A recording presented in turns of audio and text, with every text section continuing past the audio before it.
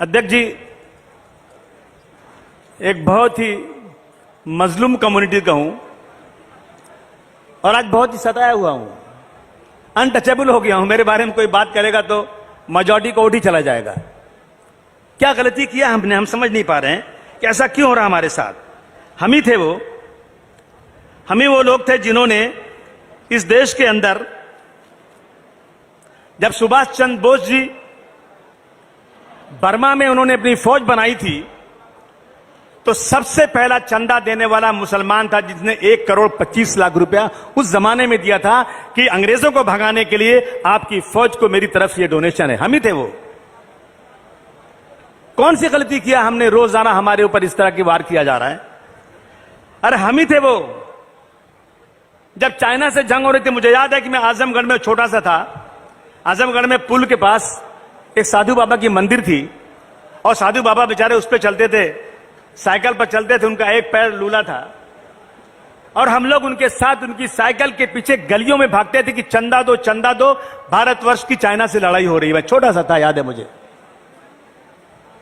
लेकिन हमने पढ़ा उसी वक्त हैदराबाद से उस्मान अली साहब ने प्रधानमंत्री को बुलाया, लाल बहादुर शास्त्री जी को कहा कि मेरी तरफ से इस देश को 6 टन सोना, इस दुनिया का सबसे बड़ा चंदा देने वाला उस्मान मुसलमान था जिसने भारतवर्ष को चाइना की लड़ाई के लिए मदद किया था, वो हम ही थे।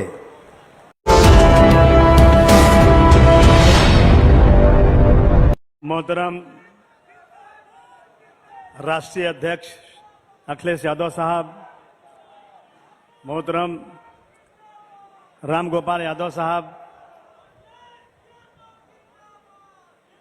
मोहतरमा डिंपल साहिबा, जया बच्चन साहिबा, पांडे साहब, स्टेज पर बैठे हुए तमाम समाजवादी पार्टी के नेतागण, यहां पूरे देश से आए हुए तमाम समाजवादी पार्टी के नौजवान साथियों, भाइयों और बहनों, कहते हैं न तेरा है न मेरा है, ये हिंदुस्तान सबका है। न तेरा है न मेरा है, ये हिंदुस्तान सबका है।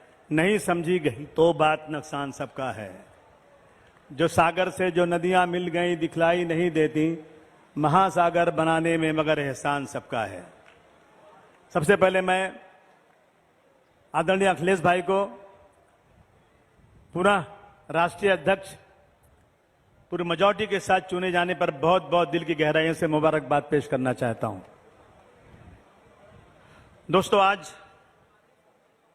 राष्ट्रीय सम्मेलन में आए हुए तमाम साथियों का, खासतौर से मेरे साथ जो महाराष्ट्र से, मुंबई से बहुत सारे लोग आए हैं, इन सब का मैं बहुत बहुत अभिनंदन करता हूं और धन्यवाद करता हूं कि आप बहुत बड़ी ताकत से यहां आए। अल्लामा इकबाल ने एक शेर लिखा था, शायर मशरिक ने, कि सारे जहां से अच्छा हिंदुस्तान हमारा, हम बुलबुले हैं इसके ये गुलसिता हमारा। इसका मतलब यह है कि हमारा हिंदुस्तान दुनिया में सबसे अच्छा है और ये वो गुलिस्तान है, ये वो बागीचा है जिसमें हर तरह के फूल खिलते हैं। उस फूल को खिलने का, उस फूल को खुशबू देने का सभी को अधिकार है। लेकिन मैं आज देख रहा हूं कि आज इस देश के अंदर कुछ लोग एक ही फूल को खिलाना चाहते हैं, बाकी फूलों को मसल देना चाहते हैं। अब उस बुलबुल की जगह पर उल्लू आ गया है। जहां बुलबुल नहीं होगा उल्लू होगा। तो कहा शायर ने कि बर्बाद गुलिस्तान करने को बस एक ही उल्लू काफी है और हर शाख पे उल्लू बैठा है, अंजाम गुलिस्तान क्या होगा। मैं अध्यक्ष जी, एक बहुत ही मजलूम कम्युनिटी का हूं और आज बहुत ही सताया हुआ हूं, अनटचेबल हो गया हूं। मेरे बारे में कोई बात करेगा तो मेजॉरिटी को उठ ही चला जाएगा। क्या गलती किया हमने, हम समझ नहीं पा रहे हैं कि ऐसा क्यों हो रहा हमारे साथ। हम ही थे हम ही वो लोग थे जिन्होंने इस देश के अंदर, जब सुभाष चंद्र बोस जी बर्मा में उन्होंने अपनी फौज बनाई थी तो सबसे पहला चंदा देने वाला मुसलमान था, जिसने 1,25,00,000 रुपया उस जमाने में दिया था कि अंग्रेजों को भगाने के लिए आपकी फौज को मेरी तरफ से ये डोनेशन है। हम ही थे वो। कौन सी गलती किया हमने, रोजाना हमारे ऊपर इस तरह की वार किया जा रहा है। अरे हम ही थे वो। जब चाइना से जंग हो रही थी, मुझे याद है कि मैं आजमगढ़ में छोटा सा था। आजमगढ़ में पुल के पास एक साधु बाबा की मंदिर थी और साधु बाबा बेचारे उस पर चलते थे, साइकिल पर चलते थे, उनका एक पैर लूला था और हम लोग उनके साथ उनकी साइकिल के पीछे गलियों में भागते थे कि चंदा दो, भारतवर्ष की चाइना से लड़ाई हो रही है। मैं छोटा सा था, याद है मुझे। लेकिन हमने पढ़ा उसी वक्त हैदराबाद से उस्मान अली साहब ने प्रधानमंत्री को बुलाया, लाल बहादुर शास्त्री जी को कहा कि मेरी तरफ से इस देश को 6 टन सोना, दुनिया का सबसे बड़ा चंदा देने वाला उस्मान मुसलमान था, जिसने भारतवर्ष को चाइना की लड़ाई के लिए मदद किया था, वो हम ही थे। गांधी जी ने जब स्वदेशी आंदोलन का ऐलान किया तो वो जो आज अपने आप को ये लोग इस देश का बहुत बड़ा समर्थक समझते हैं, उन लोगों ने जेल से चिट्ठी लिखा कि हमें छोड़ दो, हम गांधी जी के स्वदेशी आंदोलन का मटिया मेल कर देंगे। आज वो हमसे सर्टिफिकेट मांग रहे हैं। हम ही थे कि मुंबई में रहने वाला मेमन बिरादरी, देश में रहने वाले मुसलमान जिनके पास उस वक्त सनलाइट साबुन की एजेंसी, लाइफ बॉय साबुन की एजेंसी, मैनचेस्टर के कपड़े, मुगल लाइन के जहाज, बड़ी बड़ी कंपनियों की एजेंसियां, बर्मिंघम के कागज की एजेंसियां मुसलमानों के पास थीं। लेकिन जैसे गांधी जी ने ऐलान किया कि हमें देश में स्वदेशी आंदोलन चलाना है, विदेशी कंपनियों को बंद करना है, मुसलमानों ने एक एक कंपनियों को उसी वक्त उठा के एजेंसियां वापस कर दिया और वो दिन है, आज का दिन है, मुसलमान गरीबी के नीचे आ गया। लेकिन आज क्या हमारे साथ हो रहा है? आज देखिए आप, सिर्फ और सिर्फ सत्ता को अपनाने के लिए मजहब का इस्तेमाल कर रहे हैं। ये देश को बर्बाद कर देंगे ये लोग। देश का जीडीपी नीचे हो गया। कुछ लोग, अभी मैं कल पढ़ रहा था अखबार में, चपरासी की नौकरी थी, चपरासी की, बीए पढ़ा लिखा आदमी, एमए पढ़ा लिखा आदमी, पीएचडी किया हुआ, हाईली क्वालिफाइड, लाइन में खड़ा है। क्यों? कि नौकरी नहीं मिल रही है, मैं चपरासी की नौकरी करना चाहता हूं। 70 सालों में सबसे ज्यादा अगर इस देश के अंदर नौकरी छीनी गई है तो इस सरकार में छीनी गई है दोस्तों।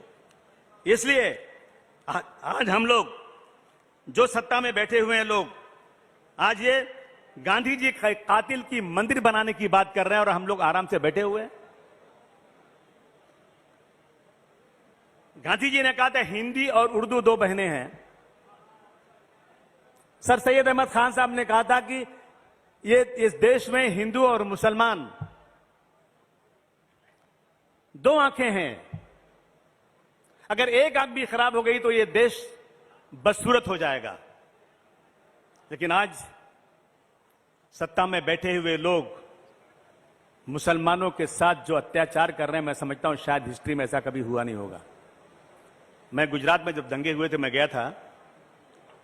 नेताजी, उस वक्त अमर सिंह जी थे, देवगौड़ा साहब थे। हम लोग जब गए थे गुजरात में तो उस वक्त नेताजी को जाने नहीं दे रहे थे गुजरात में, अहमदाबाद शहर के अंदर। तो नेताजी ने कहा कमिश्नर से, मैं 3 बात बोलता हूं तुमको, या तो मुझे गोली मार दो, या तो मुझे जाने दो, या तो मुझे जेल भेज दो, और 15 मिनट देता हूं। 15 मिनट में अगर तुमने नई बात सुना ना तो मैं यहां से उठूंगा, चला जाऊंगा, मुझे किसी सिक्योरिटी की जरूरत नहीं। जब 15 मिनट हो गया, कमिश्नर ने कुछ नहीं कहा तो बिना सिक्योरिटी के हम लोग निकल गए। तो भाग्य कमिश्नर आया।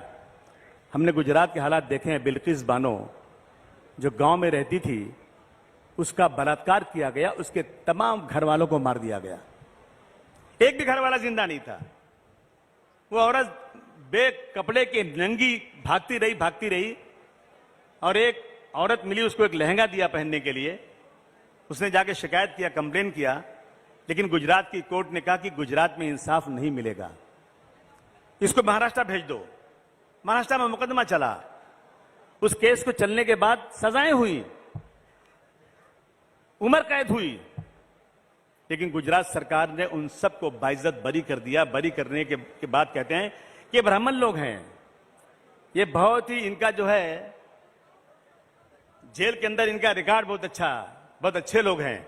अब आप सोचिए, जहां एक तरफ देश में आज जो है रेप के ऊपर, मर्डर के ऊपर नए नए कानून बनाने की बात हो रही है, लेकिन अगर गुजरात में कोई आदमी मर्डर में और रेप में पकड़ा जाएगा, उसे जेल की सलाखों से बाहर छोड़ दिया जाएगा। ये हो रहा है देश के अंदर। तो इसलिए मैं कहना चाहता हूं दोस्तों, सबसे बड़ी बात यह है कि डॉक्टर भीमराव अंबेडकर साहब के कानून की धज्जियां उड़ाई जा रही हैं। हमारा रिजर्वेशन नहीं है। मैं पूछना चाहता हूं कि एयर इंडिया बिक गई। एयर इंडिया में मुसलमान 1% काम करता है, 99% मेरे मुल्क के दूसरे भाई काम करते हैं। और अब याद रखिए कि अब जो नई नौकरियां आएंगी ना, वो रिजर्वेशन से नहीं आएंगी, और जिनका रिजर्वेशन है उनको कॉन्ट्रैक्ट पे काम मिलेगा। 8 घंटे की जगह 12 घंटे काम करने पड़ेगा, तनख्वाह कम हो जाएगी। और पता नहीं क्यों लोग सोए हुए हैं देश के लोग। डायरेक्ट आरक्षण खत्म नहीं हो रहा है, लेकिन बैकडोर से आरक्षण खत्म हो रहा है। रेलवे बिक गया। अभी रेलवे की मैं बात कर रहा था यहां किसी से, स्टेशनों पे बीए पढ़े हुए लोग, रेलवे के ऑफिसेज में बीए पढ़े हुए लोग, टाइपिस्ट अच्छे, ये सब जो है ना, इन लोगों को 8,000 रुपए की नौकरी में काम किया जा रहा है। 8,000 रुपए की, सिर्फ 8,000 रुपए में लोग चुपचाप बैठे हुए हैं।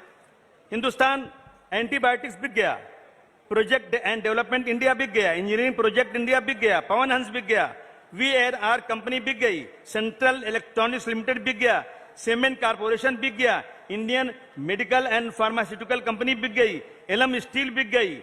इस तरह से सैकड़ों और हजारों कंपनियां बेची जा रही हैं, और देश का बिल्कुल देश में नौकरियां खत्म हो रही हैं, और हम लोग चुपचाप बैठे हैं।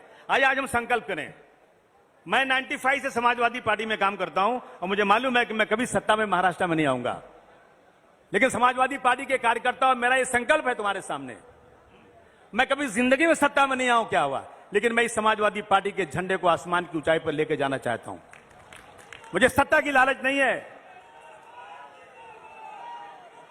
मेरे साथ जुल्म हो, ज्यादती हो, लेकिन मैं समाजवादी पार्टी जब तक जिंदा रहूंगा, मर्द की बात है कि एक ही पार्टी में रहूंगा, या राजनीति नहीं करूंगा।